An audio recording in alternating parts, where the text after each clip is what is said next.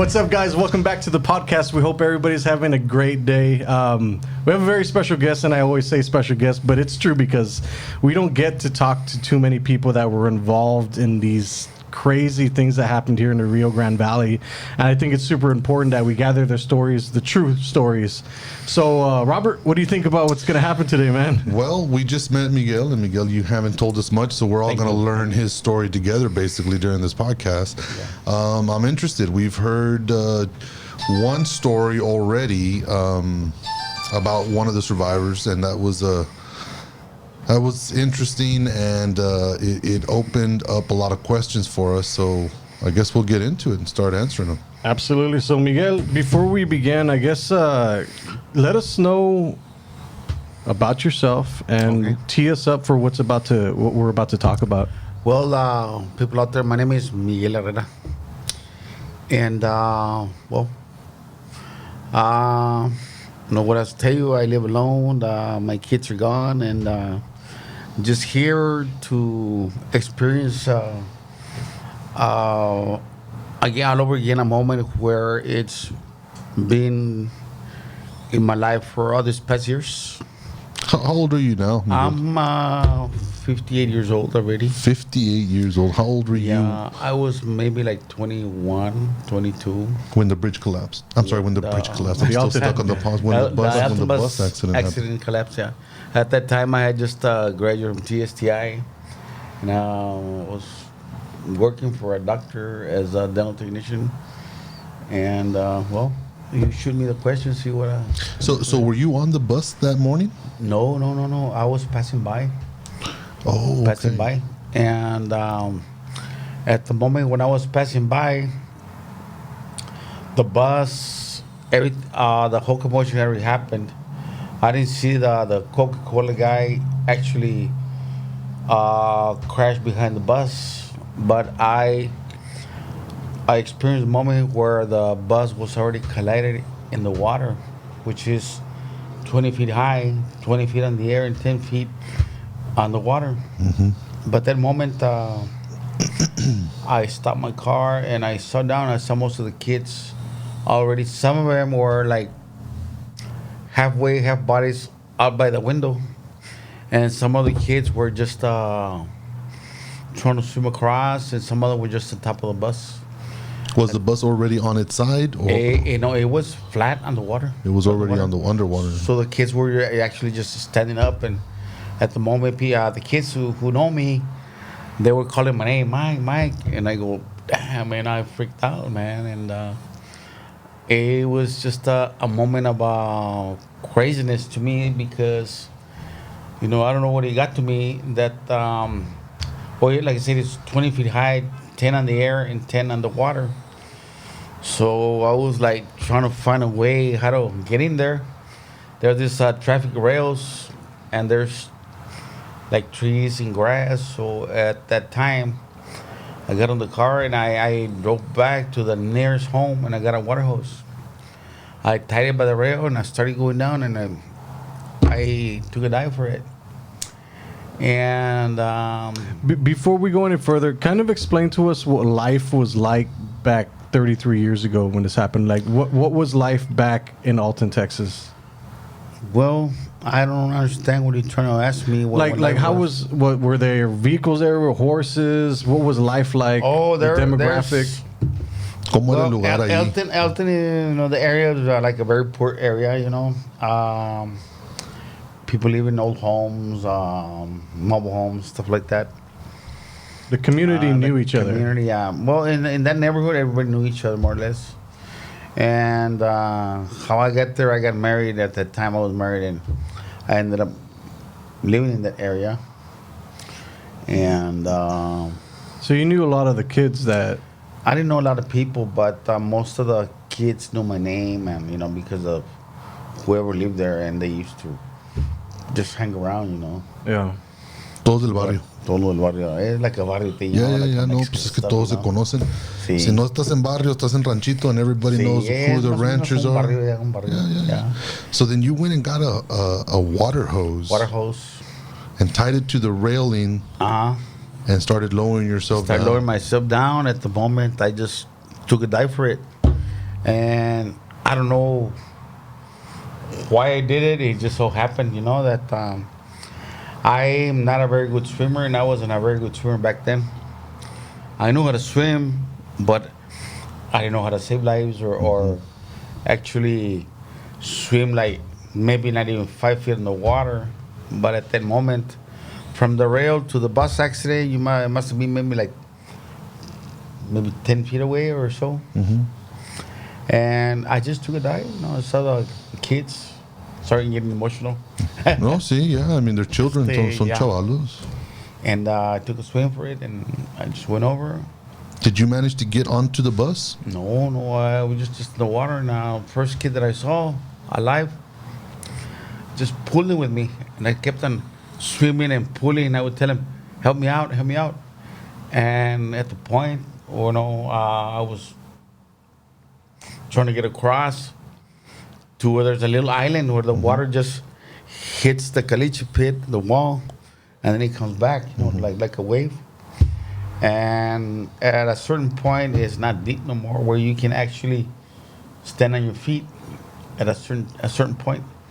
So I managed to get to that point because I would keep on telling the person, the kid, to help me out, to save his life.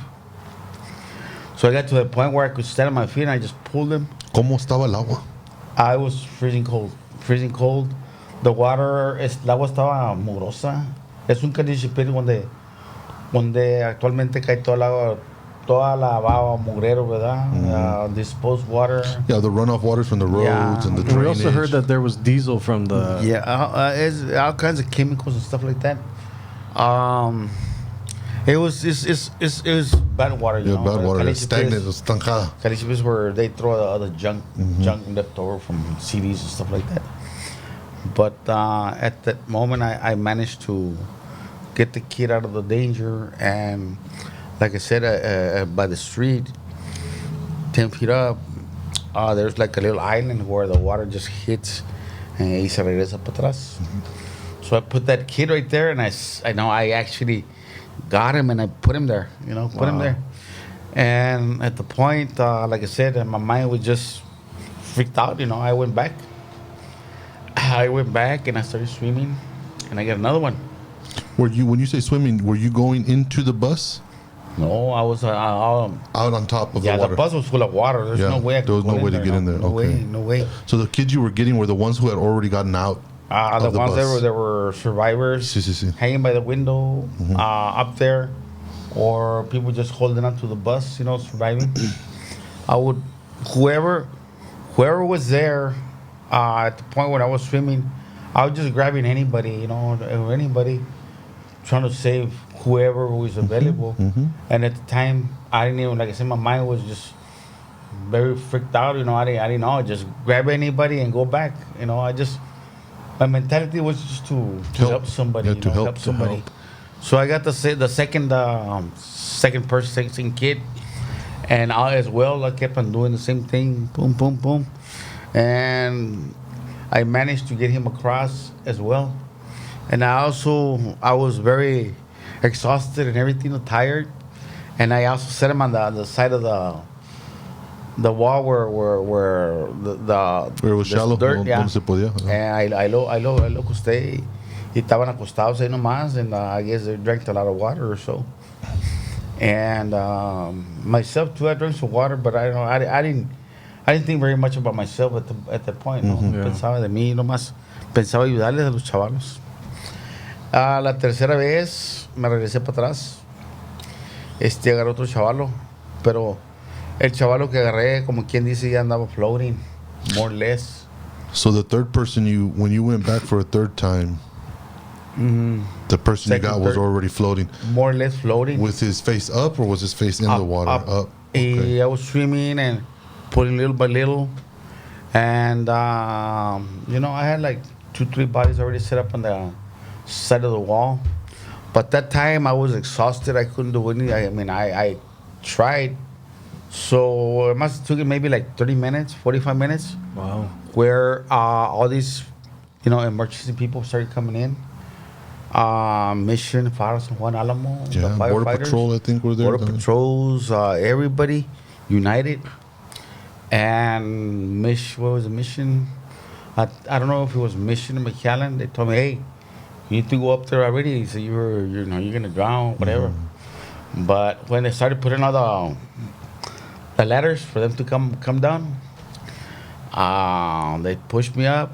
But when they put the ladders, I went to the fire truck, and I started getting some life jackets. I got about 4. I got one on. I got about 4 or whatever I could carry, and I started going down. I started throwing it to the kids. Yeah. There, put one on. Yeah. I started swimming again, and then when I went back, this little girl was out yelling and whatever. She was, Do you remember how old she was? She must have been maybe like 13, 14 years old. Most of the kids were from the age of were high school kids or junior high. Maybe from 12 to like 18, 18 correct? more or less, going on 18 or 17. Because I have a 13-year-old daughter, and I can just imagine. No way, it's man. like- Yeah, it's ridiculous. I know at that point, myself, I was scared. I was freaked out, like I said, and very emotional, and emotional in a way where I just wanted to, I was already there. I was Yeah. trying to do a good much bit as for you the can, kids, yeah. with the kids. So this last person that I got, it was a young girl. She didn't know how to swim or anything. Just kept on getting on top of me and on top of me. And I was going underwater. Damn. Underwater. Kept on drinking water. And then I would push her away, get her off of me, to get off my back or whatever. And I would pull her little by little, and she would get up again on top of me. And I was underwater, drinking a lot of water. And Just imagine what's going through your head and then her head at the same time. It's just full survival mode Yeah, right It's there. difficult. Before I dropped out of high school, I was in La Jolla High School. I was in the swim team, and part of our training and our exercises would be to get certified as lifeguards. And we would have to go through simulations of where somebody hysterical is the person you're trying to rescue.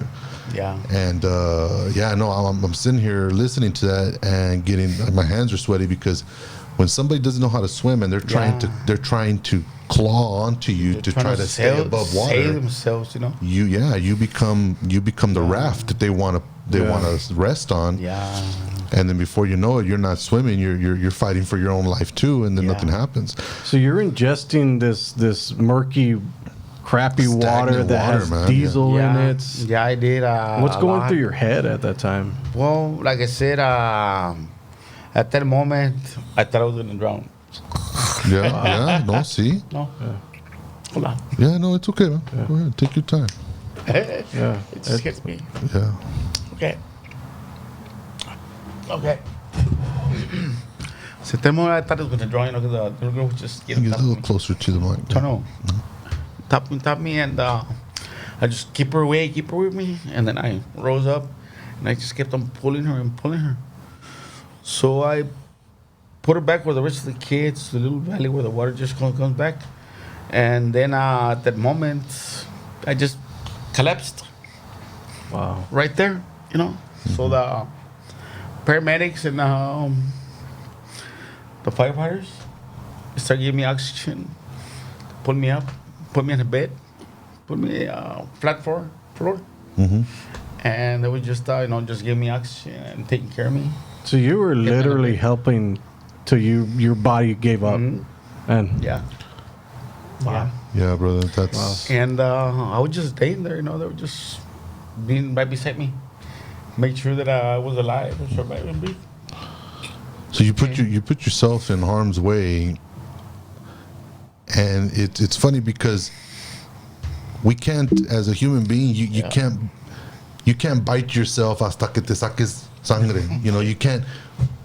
There's something about us that doesn't let us deliberately harm ourselves, but yet when somebody is in need or a child needs rescuing, that turns off, and your body says, you gotta go, and if you gotta go, this is the way you're going, and then there's no more thinking about what's gonna happen to you. Your only mission is to save what you're looking at. And and you've experienced that, and I've had a chance to feel that burst of energy. So I know what you're going through, and I know what you went through, and it's still very evident that when we go through things like that, it no es gripa, no se quita los 3 días. No. You carry that for the rest of your life, man. That's algo que no puedes borrar. You can't erase it. You carry this I've been carrying it for over 30 years now. Yeah. It's still fresh. Well, you should be incredibly proud. Yeah, good, because you ran, and this is the second story we find out about a garden hose, because another individual, supuestamente un vaquero, got 2 hoses, los amarró juntos, and started pulling people out. Okay, so this is the second time we hear of a water hose being used to save somebody. You used it to get down and into the water to save the kids, because you got to remember, folks, this caliche pit was basically a big square, and the only way to drive down into it was literally going away from the crash site through the back end, right? Through the back end, through Stewart Road. And then or Mayberry, I forget. It's Mayberry, and then coming back in through the the wooded area to get to where you could get in.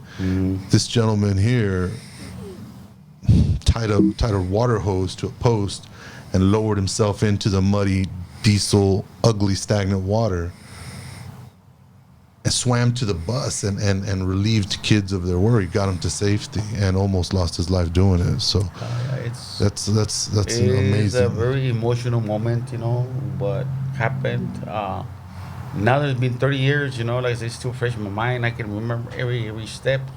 Do you remember the smells and? Oh, the water was murky, smelly, Yeah, I bet. Within the time, I had internal sickness in my stomach. I went bald on my head. Wow. All this hair just fell off.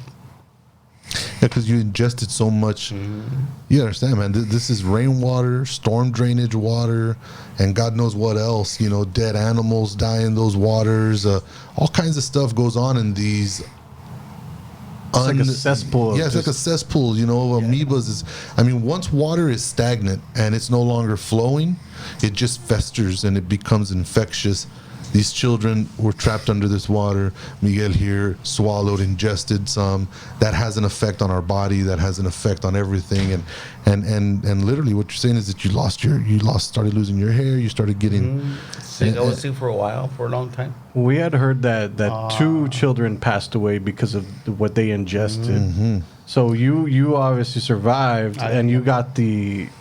I got some, like I said, side effects: losing my hair, internal stomach sickness, and I was maybe almost for a whole year. Kept on going to the doctor. Wow. Yeah, and the post-traumatic stress syndromes that you're obviously still suffering from is again, doesn't go away, man. Eso no es gripa, no se quita, eso no se borra. Yeah, no. How often do you think about that day? Oh, I try not to. Only when somebody mentions the bus accident. It brings you right there, yeah. It clicks right away in my mind. And it kind of takes me back to that moment that happened, And as well, I think what's been going through my mind lately, especially since we found each other, I go, it's been almost 30 years. 33 years. 33 years. I wonder how those kids who I saved or whatever, I wonder how they're doing, or we're gonna find out for you. We're gonna reach out to them and what's going on in their lives. Yeah, no, we're interested. We're going to. It'd be great if we could get them together again, man. So if any of you guys know or heard of somebody telling a story about Miguel swimming them to safety, reach out to us. Comment. Reach out to Josh. We'd love to get you guys together and kind of go over all that. It would be something awesome, that I don't know. You could find closure, yeah. Find out that they're doing good, and for some reason they're alive. Yeah, no, I think that's a good idea, and I think that's something that we can and will try to pursue. Absolutely, I think the goal of this, for the first podcast that we had about the Queen Isabella Causeway, it was literally fueled by the comments of the YouTube audience. So this is so ingrained in Rio Grande Valley culture. Everybody knows about this. So if you know anybody, send them our way. We'd love to have them on the podcast because there's Definitely. so many unanswered questions, stories like this that don't get to be told through a book or through anything Yeah, else. I no, think. no. I've been waiting years, to maybe something like this to happen to me. To actually sit with somebody like you guys, and I'm glad you said story. that. Yeah.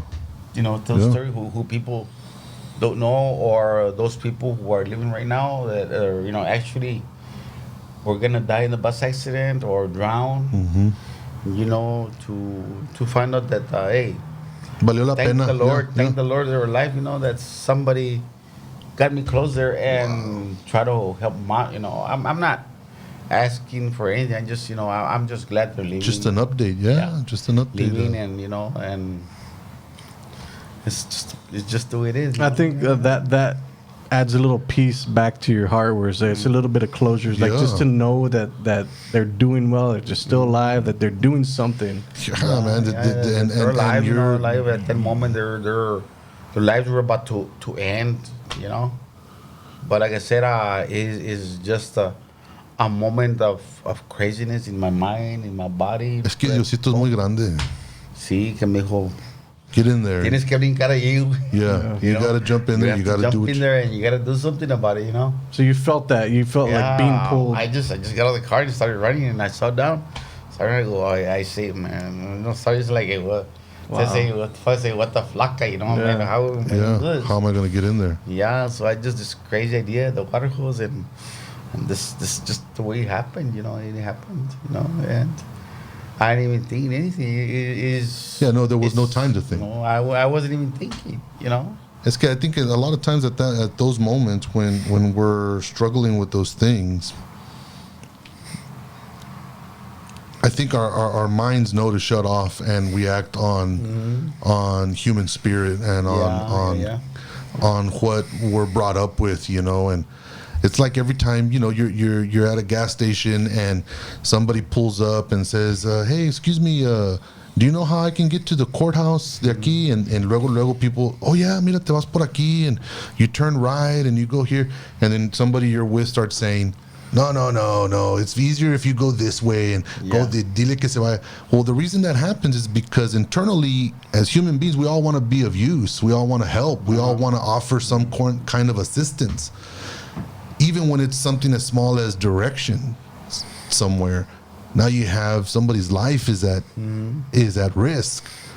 And we have that built into us to where we want to help, man. We want to go and do things for people when we can. Yeah. And I think that instinct takes over, and all of a sudden you're in the shit and you're in the water and you're saving people and you don't even know how you're doing it. Yeah, like I said, it's been a long time. Every year that goes by, I don't know for what reason it is, but I've been wanting to join the group that hangs around there on the caliche, Oh, really? There's a group? ceremonies. But I don't know what it is. For some reason, I end up missing it. Yeah, no, Missing you the should go. ceremony. You should I go, wanted to go. and you should be there. Every year that passes by, a lot of comments. I get a lot of comments on Facebook. That they thank me. Even people from California, people from Utah, all over, who know about the bus accident. They send me comments, good comments, and ratings and stuff like that, which it makes me feel good, man. Yeah. Makes me feel wonderful, People who do not live in the valley know what happened, and they know about me, which most people here in the valley don't even know. Yeah, a lot of people they know about the bus accident, but they don't know The magnitude, the magnitude of was. it, and the story about the people who did everything they can and more to the point to where they're risking their own lives. They don't know those stories. All they know are the details. A bus got hit by a Coca-Cola truck. There was a big payout, and 20-some kids died. Yeah. And we need to change that, and that's what Josh and I are working on. Yeah, last year, Excuse me, I'm gonna some open officers from up north, officers, you were thanking me and giving me good comments, and thank the Lord you were there and saving these kids. And I didn't even expect all of that. But when I opened Facebook Yeah. comments, all of that was in there, and it was around that time when the bus same date the bus Wow. accident happened. Yeah, that's part of our goal is to share these stories because, like I said before, I feel a lot of people, they forget about these stories. They forget about the people that were involved, and Yeah. it's such an important thing to keep the memories alive. Like with the Queen Isabella Causeway collapse, I go back to it because Yeah. that's the first time that we ever got to meet the people that were part of it, and now we're getting to meet the people that are part of this. Yeah. And I think it takes on a different approach for what we're doing with the podcast or Definitely. with the documentary to Definitely. be able to celebrate the people that were part of it. Yeah. And not only to remember the lives, but the people that made it possible. They're humanitarian stories, man. Like they're people that were human, and we're brothers and sisters, even though we don't know each other, man. Yeah. And the proof to that is that you were physically acting like if it was your daughter or your sister in the Yeah. water. You were risking your life for a In a way, complete yes, stranger. yes. For a complete stranger, and that to Yeah, me it is. tells us that we're all children under God, and we recognize each other as siblings and as worthwhile.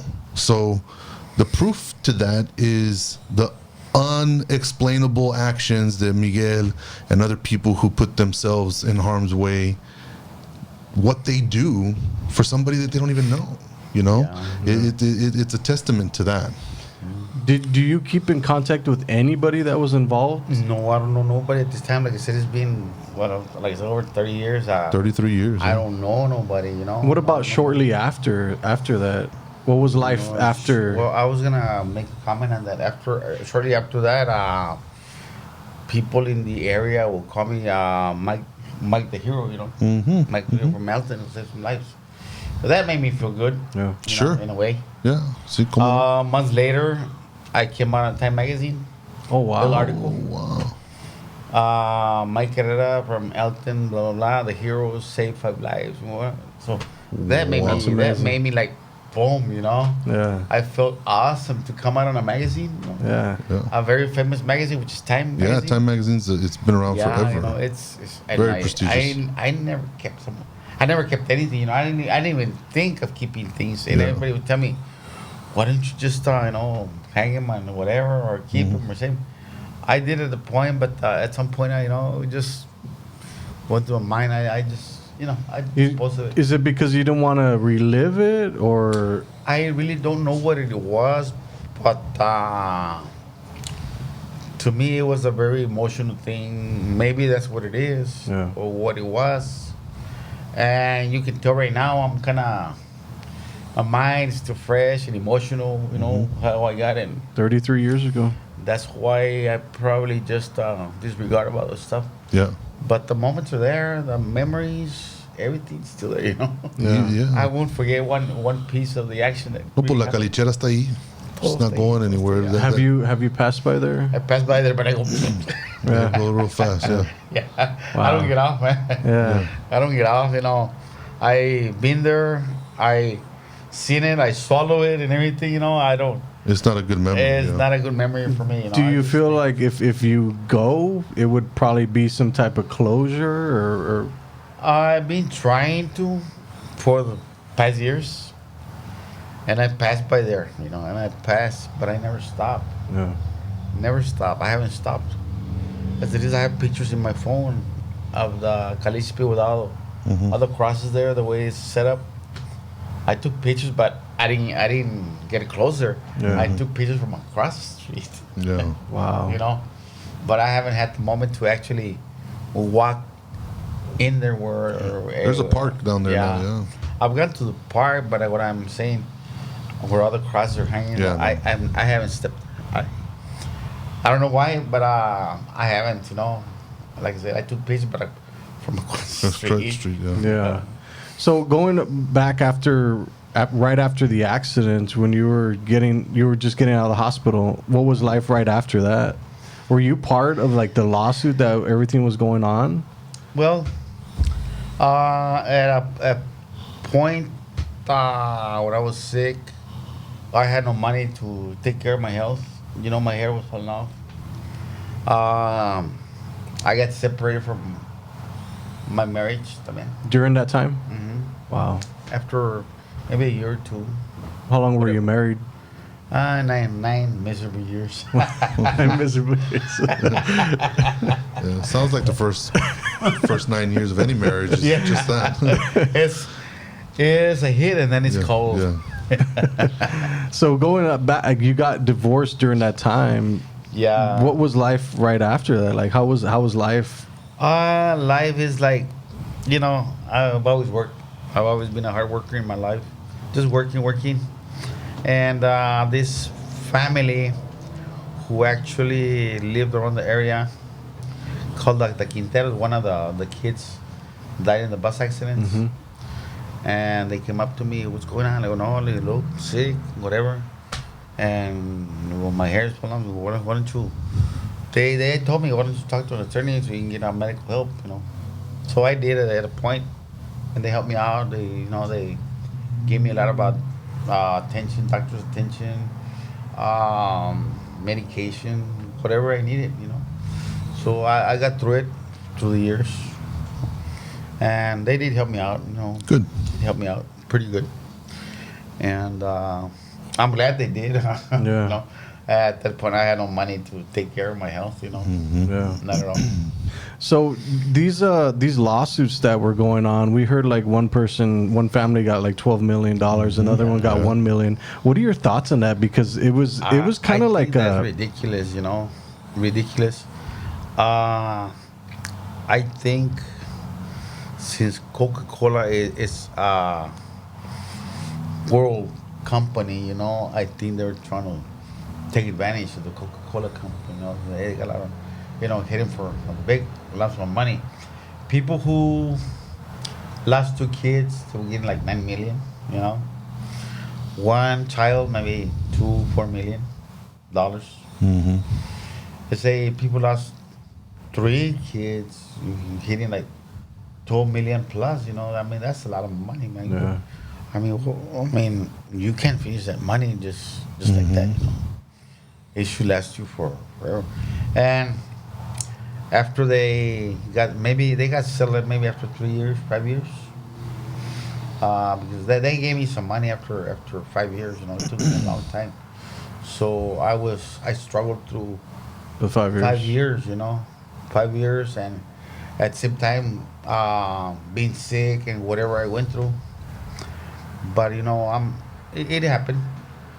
But I'm saying these people who got all this money, mega money, 12, 9, $10 million, man, they were going crazy, buying new cars and mansions. I don't know if you got to the 5 No, so talk about that, because I'm super interested. Like what was going on like right after that? These people got their money. What was Alton like at that point? Alton at that point was like the city started growing up a little bit more and more, because more people started spending money on homes. People started buying properties. Mm-hmm. To subdivide. Yeah, and to buy acres and stuff like that, and they were making mansions. Wow. Mansions, not just a little. So from a little house to huge mansions. They went like rich people, like living in Las Vegas. I would say Alton, Little Vegas. That's what I would put it like. Yeah, I remember. Because if when all you this drive stuff through started Alton, maybe through Alton, I don't know, Stewart, Cherry Road, and stuff like that, all you see is mansions, starting from 1 mile line all the way to maybe 4 mile line. Wow. And you see all these mansions with extra properties and animals outside. They living la vida loca. Yeah, no, but it's good. They're humble people, and they come into money, and they want to buy all their dreams. Because the one dream they have was taken away from them. The dream to see their kid grow up. Yeah, and within that, like I said, within that point, maybe when they started getting their money, that's people started going crazy around the area. Just going right and left buying properties and new cars. It's nothing usual that you would see before that happened. You would see all these humble people driving old cars, and just being humble. But after that, they became rich, from. Were there consequences of them getting all that money, and now all of a sudden they're just buying all this stuff? I didn't quite understand what you're trying to ask me. I guess what did they falter? Like, was there bad stuff that happened after they got the money? Because it's kind of just like a Band-Aid. Well, I don't recall very much about that, but I would hear that after getting all the money, their kids start getting in trouble, crashing, or stuff like that. There's several stories of siblings, brothers and sisters that came into money when they lost somebody in the bus accident. That those kids would later on get into accidents and get into the trouble with law and stuff like that because of the amount of money they had access to and the things that they were doing. I actually have a family member from my mother's side of the family. One of the I don't even remember her name because I knew and my mom told me, family told me that she was a family member. The young girl who died on the bus accident, it was probably a late cousin or something like that. Well, al papá de la muchacha esa le dieron como 4 millones, 5 millones, and the guy was very humble from Mexico, Yeah. And once he got that money, man, he explored life, he started buying properties and apartments and stuff like that. So the guy never worked again, he just living his life, out of, per se, money for a life, Yeah. And I haven't heard from him. He just vanished away from family. Really? And everything. But I do know that has probably like a finance company and he has rental homes, stuff like that. So But they sirvió el dinero. Yeah, I haven't heard anything from for years, for years. Wow. So, I would imagine people at this point of life, which has been 33 years from there, I don't think those $9 million Didn't do would it too last that long, Yeah. Because people were just going crazy, spending the money Just like blowing crazy. money. Yeah, blowing it like you don't have money and you got it, you wanna go, Crazy, yeah. Crazy, Dice un dicho en español que el que nunca ha tenido y llega a tener, hasta loco se quiere volver. Oh yeah. Have you heard that before? Sí, My dad would sí. say it all the time. Yeah. And it's true, man. He who has none and all of a sudden has it all Yeah. usually loses his mind. Yeah. And it's true. It is true with people who win the lottery, and it's true with people who get settlements for the loss of loved ones. We get it, and then you're trying to feel better. You're trying to recuperate some kind of feeling over what you lost, and now you have the ability to go buy your distractions. And sometimes buying a distraction means buying a home or buying a car or taking a trip. Yeah. Well, all of that stuff depletes the money that we're given to heal with, not to buy our distractions. So it's just a lack of understanding what happens when you get the money. I kind of went through that stage, part of my life when Coca-Cola offered me some money.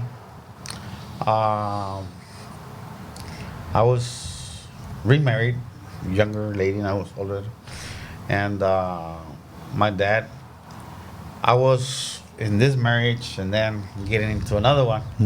Getting up one horse and Yeah, climbing para subirte al another otro, horse. yeah. Put it that way. Yeah. And my dad would see me, I didn't keep the money under my name. I just, my dad, my dad was like my right arm, Yeah, my friend. sure. And he would tell me, no seas pendejo. I go, what do you mean? Because I was drinking and having a great time, I never had that money in my life before. And going to the island or whatever. And he told me, no seas pendejo, it's just a comment where we're talking about money where you can blow it when you never have it. My dad made the comment, he goes, mijo, ven pa' acá. He goes, no seas pendejo. I go, ¿de qué está hablando usted? Dice, no seas pendejo, ese dinero que tienes, hazte una pinche casa. El dinero que te va a acabar y te va a llevar la madre, man. Told me. Once it's gone, it's gone. Yeah. So I listened to him, I Yeah. put the money to use. I made me a house. Good. Made a house, bought a car, Where's the house is gone already? Yeah.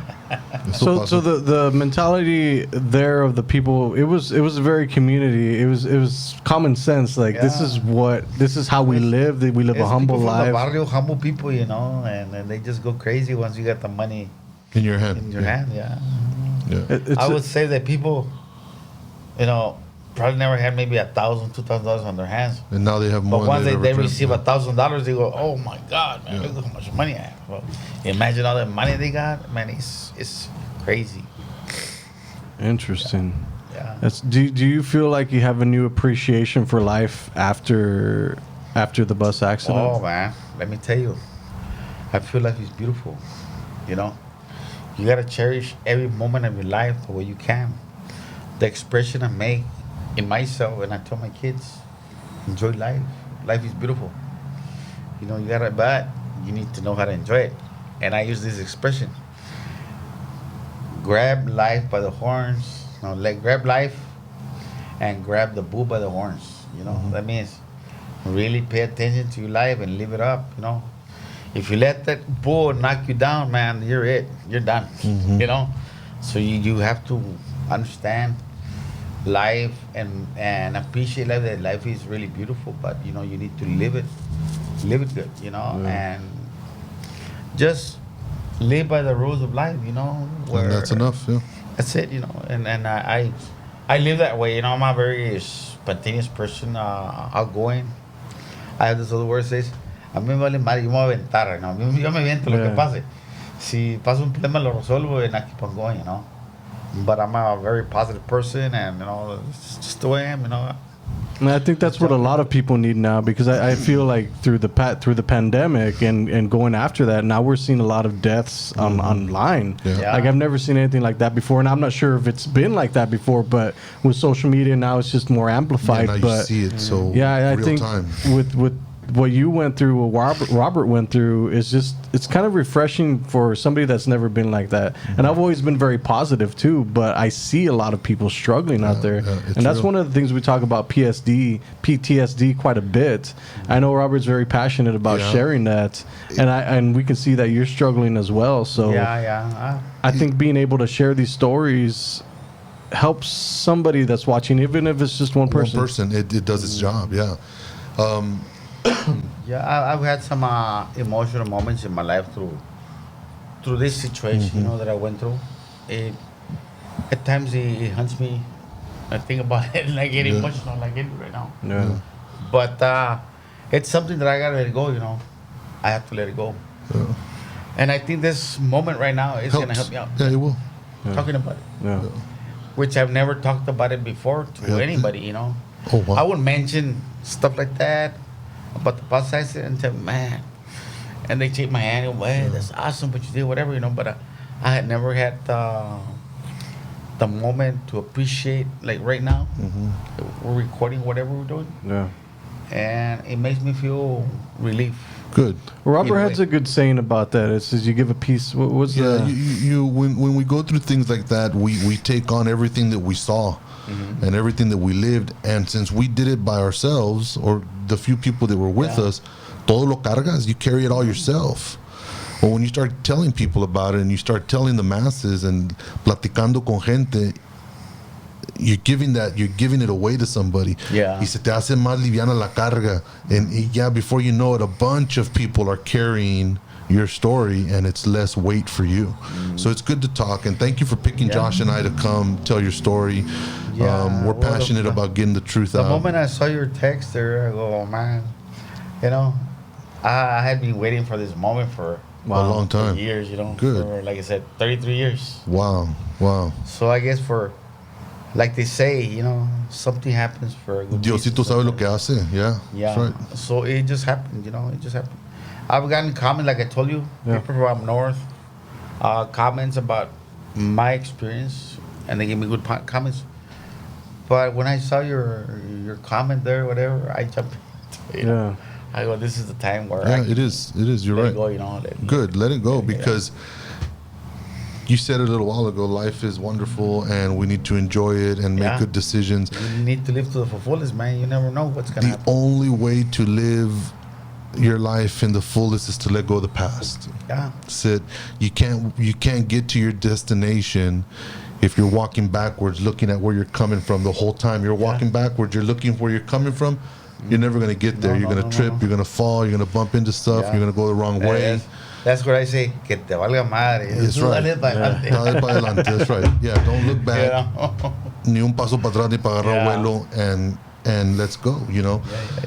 So, Mike, man, I want to say thank you because I feel that the people who you saved would want us to say thank you on their behalf, and the people listening and watching are gonna want to thank you. So again, thank you for picking us and for doing what you did. For having me here. Absolutely. For sharing the moment. It's been 33 years. Yeah. Like I said, it's just like it happened yesterday. And like Is there anything else that you remember that maybe we forgot to touch on? No, I think for now it's good. It's good. Well, I'll tell you what we're gonna do. We're gonna invite you back. You said you've never been to the memorial. Josh and I are gonna hopefully reach out and find some of the people that you helped, and maybe we can get the 3 or 4 or whoever of you want to participate to come out and meet us at the memorial. You know, I wouldn't mind at all. And you talk don't about have to experience it by yourself. Yeah, know? you don't have to be there. Yeah, you'll have a I support won't mind system. at all. It will be a pleasure for me to be there. Good. And actually, I'm smiling to see the person that is alive and Yeah. doing well. You know. Well, we're gonna work on that. That's gonna kind of be what our mission is, to get as many of these people who lived through this together again back at that park, and we can all they can say their farewells and leave their piece there where it took place, and maybe everybody leaves, you know, a better person and with a little bit of better understanding of how things happen, and none of us can explain why. We just gotta keep on keeping on.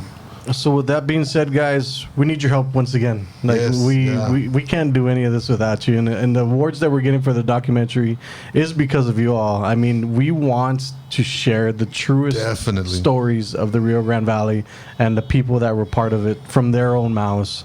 So yeah, that's the mission now, and when we need your help as we did with our first project. Miguel, it was wonderful having you on board, man. I just want to thank you. I know your hands. I got hurt. I have a stent in. stitches Yeah, no, here. I didn't want to. But like I said, I enjoyed the moment being here with you guys, and I thank you. Yeah, to People the out there. viewers. Yeah, everybody. We need the help. Now you know who I am. yeah. And I hope we see you there soon or reach out to you. Thank you. We'll see you Appreciate it. guys. Peace. Take care.